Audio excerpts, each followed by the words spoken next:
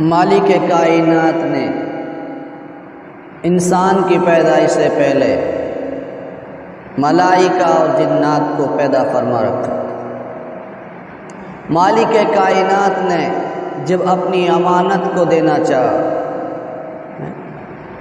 اپنی امانت کو دینے کے لیے فیصلہ فرمایا، پہاڑوں کو پیش کیا، آسمانوں کو پیش کیا، زمین کو پیش کیا، مگر اس بارے امانت کو، اس امانت کے بوجھ کو، مالک کائنات کی اس امانت کو اٹھانے کے لیے پہاڑ، زمین و آسمان پیچھے ہٹ گئے۔ فرمایا اِنَّا عَرَضْنَا الْأَمَانَةَ عَلَى السَّمَاوَاتِ وَالْأَرْضِ وَالْجِبَالِ،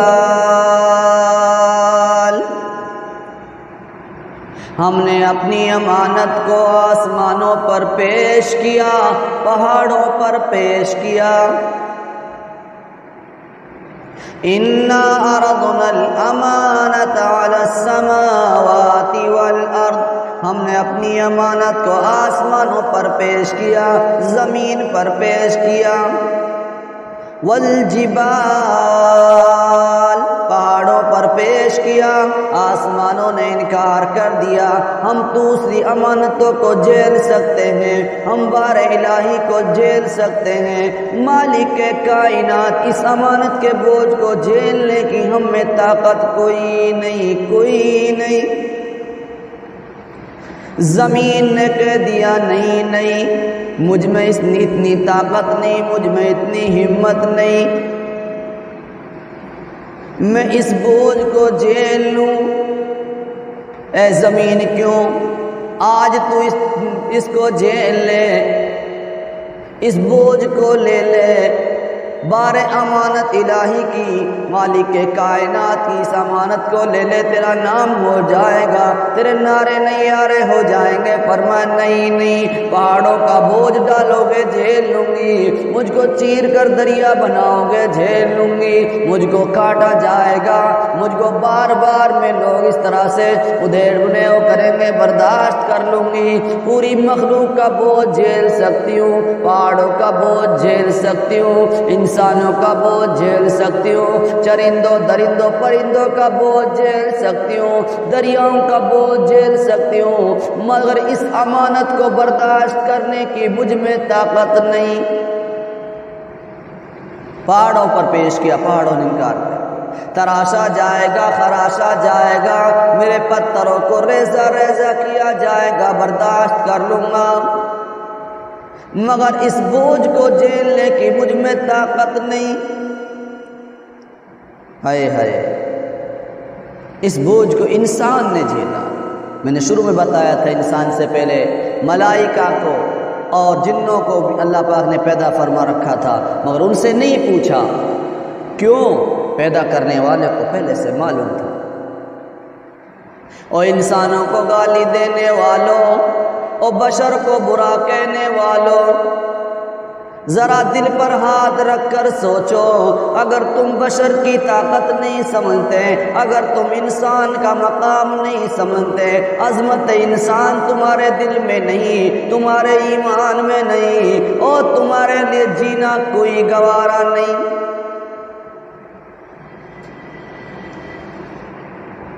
تم بشر کو برا کہتے ہو، پہلے بشر کو پیدا کرنے والی طاقت کو دیکھو، بشر کو پیدا کرنے والا کون ہے؟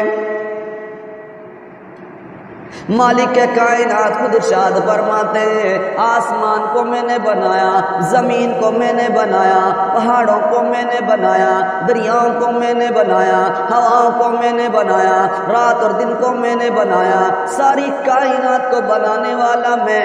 مگر سنو او لوگوں، دل پر ہاتھ رکھ کر فیصلہ کرو، مالک کائنات کا فرمان ہے، میں اگر کسی چیز کو پیدا کرنا چاہتا ہوں، کن فیکون، آسمان کو کن کہہ کر بنایا، زمین کو کن کہہ کر بنایا، دریاؤں کو کن کہہ کر بنایا، سمندروں کو کن کہہ کر بنایا، ہواؤں کو کن کہہ کر بنایا، رات اور دن کو کن کہہ کر بنایا۔ مگر جب آئی انسان کی باری، میں نے اپنے دونوں مبارک ہاتھوں سے بنایا،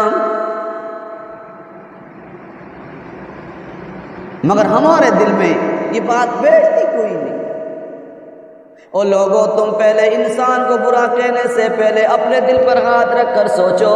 او مکمن کو دیکھ کر مستری کی طاقت سمجھ میں آتی ہے، معمار کی پاور سمجھ میں آتی ہے، انجینئر کی طاقت سمجھ میں آتی ہے۔ او سوچو جس مالک کے کائنات نے انسان کو بنایا کتنے خوش ہو کر بنایا ہوگا۔ تم انسان کو برا نہیں کہتے بلکہ تمہارا الزام مالک کائنات پر جاتا ہے۔ تمہیں یہ سبق کس نے پڑھا دیا؟ تمہیں یہ پٹی کس نے پڑھا دی؟ او اپنے ایمان کو درست کر لو۔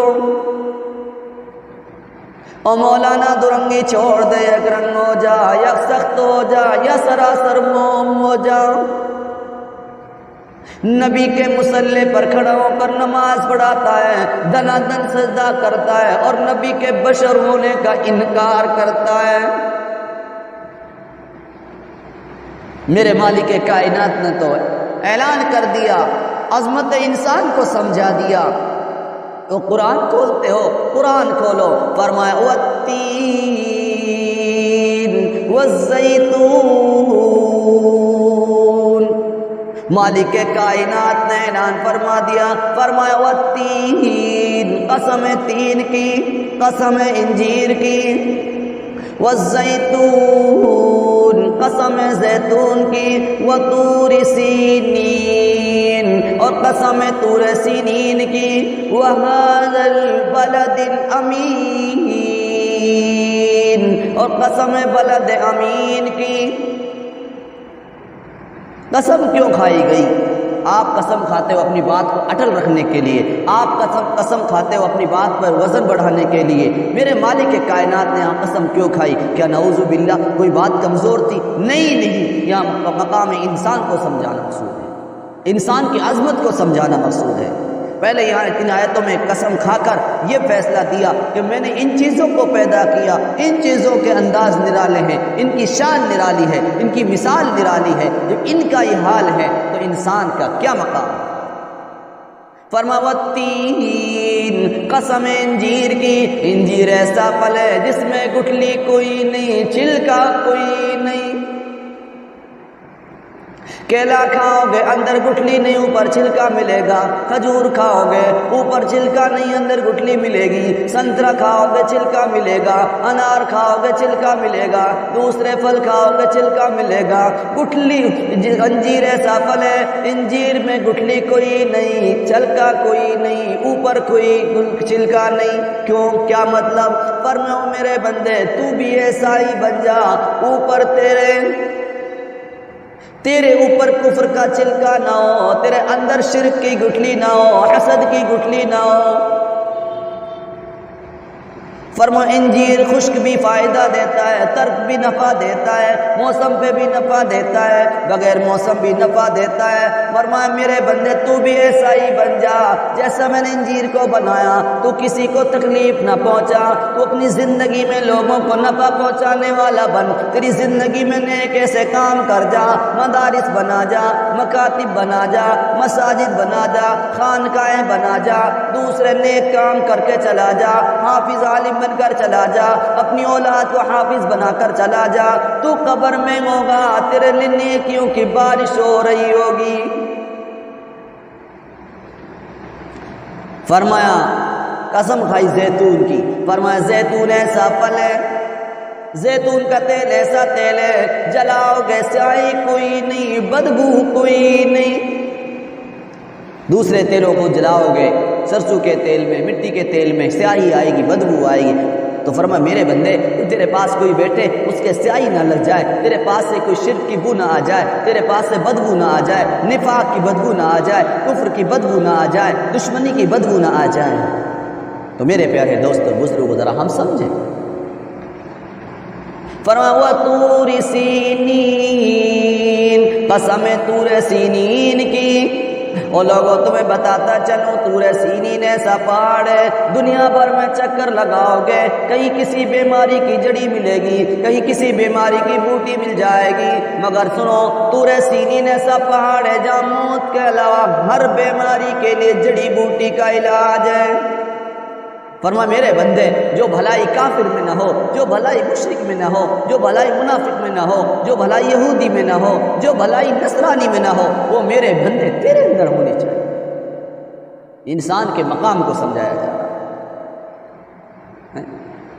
تو میرے پیارے دوست اور بزرگوں، ہم انسان کے مقام کو سمجھیں۔ قرآن کو انسان نے جھیلا۔ مالک کائنات نے دوسری قرآن پاک میں ارشاد فرمایا، لو انزلنا هذا القرآن على جبل، اگر ہم قرآن پاک کو پہاڑ پر نازل فرماتے ہیں، پہاڑ پر اتار دیں، لرأيته خاشعا متصدعا من خشية اللہ، آپ دیکھتے پہاڑ ریزہ ریزہ ہو جاتا، پھٹ جاتا اللہ کے خوف سے، اللہ کے ڈر سے، مالک کے کائنات کے ڈر سے پہاڑ پھٹ جاتا۔ مگر آج ہم اسی کی زمین پہ رہتے ہیں اور دنا دن گناہ کرتے پھرتے ہیں۔ اس لیے میرے پیارے دوست اور بزرگوں، ہم انسان کی عظمت کو سمجھیں، ہم اپنے مقام کو سمجھیں۔ مالک کائنات نے ہم کو انسان بنانے کے ساتھ ساتھ محبوب کریم صلی اللہ علیہ وسلم کا امتی بھی بنایا ہے۔ اس امت میں ہونے کے اوپر ہمیں جو شرف ملا ہے یہ کسی دوسری امت والے لوگوں کو نہیں ملا۔ اس لیے ہم اپنے آپ کو سمجھیں، گناہوں سے بچائیں، برائیوں سے بچائیں، ایک دوسرے کو تکلیف دینے سے اپنے آپ کو باز رکھیں۔ اللہ پاک ہم سب کو ایک دوسرے کے ساتھ محبت اور پیار کے ساتھ رہنے